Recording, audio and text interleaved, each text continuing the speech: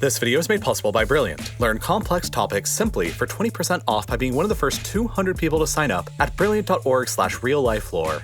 Okay, so here's a big challenge for your brain. Let's say that you're here in the town of Brookhaven in the middle of Long Island, and for whatever reason, you've got a 17-ton magnet that's 50 feet wide, and your job is to transport that monstrosity halfway across America to Chicago, way over in Illinois. How would you go about doing it? Well, if you type out the route in Google Maps, you'll see that the drive is somewhere between 14 and 15 hours long. But there's a really big problem that you'll immediately notice. Transporting a 50-foot wide magnet down the suburban roads of Long Island may be difficult, but it probably becomes just about impossible when you start getting into New York City. The quickest route takes you through Queens, the Bronx, and even over the northern edge of Manhattan, while moving across two bridges, and specifically this bridge right here. The Throgs Neck Bridge only has a maximum vehicle width of 15 feet, so our 50 feet wide magnet just isn't going to make it through. That leaves very few alternative options, and these are just some of the many logistical challenges that a team of movers had to actually consider back in 2013, when this became one of the most complicated delivery operations ever attempted in the history of the United States. The customer who was wanting the magnet was a physics lab called Fermilab just outside of Batavia, Illinois, near Chicago, and they wanted it to run some of their own experiments on a particle called muons. Of course, they could have just built their own magnet, but that probably would have ended up costing them around $30 million.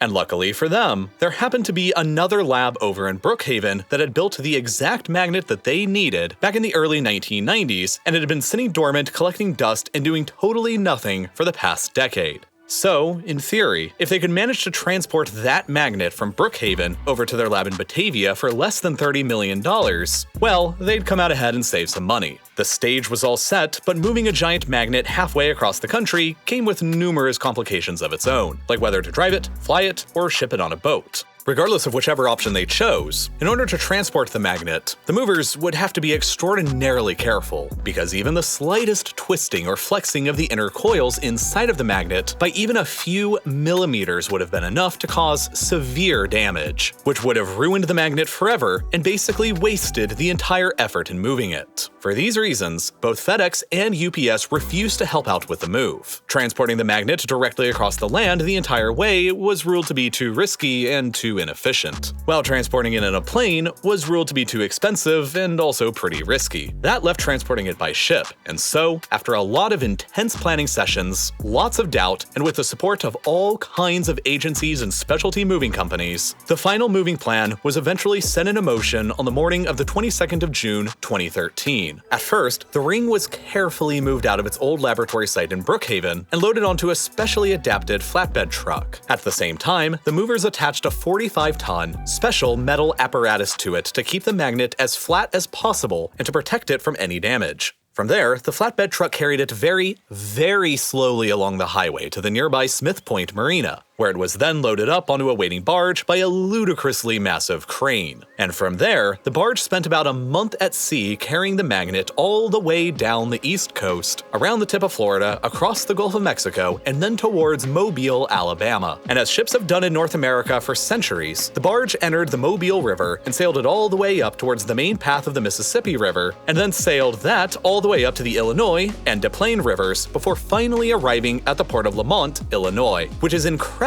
only a 37-minute drive away from the Fermilab complex over in Batavia. By simply carrying the magnet on a truck for a few miles in Long Island and then transporting it on a barge from there, the team had managed to get the magnet nearly the entire way after only about a month. From here, another ludicrously massive crane took the magnet off of the barge and onto another specially adapted flatbed truck. While under normal circumstances, it does only take 37 minutes to get from the port to the research lab, the truck drove the magnet at a snail's pace, and it took more than 3 consecutive nights of driving all to travel a distance of just 32 miles. That is an average pace of just 10 miles a day, and so, had they used trucks to drive the magnet the entire distance over land, it would have probably taken them at least 90 days to accomplish. Instead, the whole journey only took the team 35 days to pull off over an adventure by land and sea across more than 3,200 miles, finishing at the end with a more than 3,000-person party to celebrate the giant magnet's newfound home and successful trip.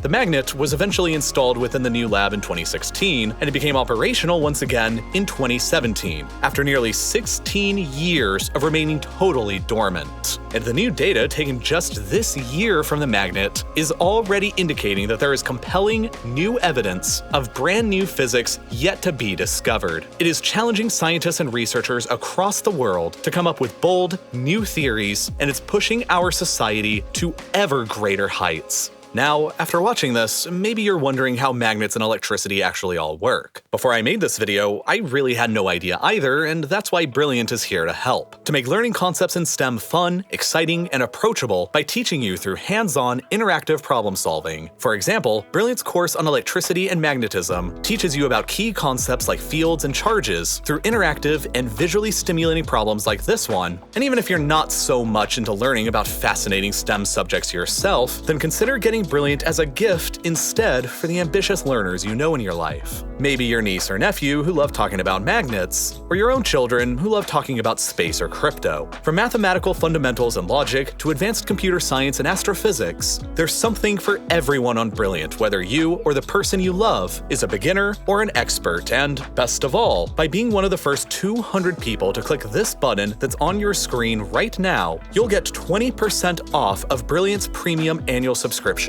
or by going to brilliant.org/reallifelore. Signing up is not only a fantastic way to teach yourself more about STEM, but it also tremendously helps out my channel at the same time. And as always, thank you so much for watching.